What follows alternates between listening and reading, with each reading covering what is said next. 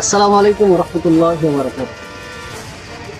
আমার পিছনে যে ঝালমুড়ির দোকানটা দেখতে পাচ্ছেন সেটা হচ্ছে অল্প পুঁজির একটা ব্যবসা।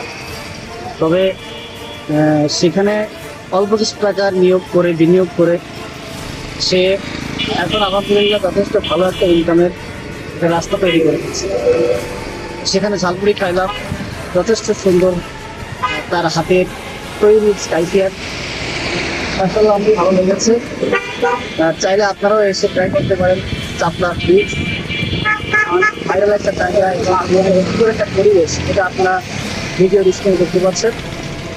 তো সকলের কাছে অনুরোধ থাকবে যে আপনারা একবার হলেও ট্রাই করবেন। ভালো থাকবেন সকলের।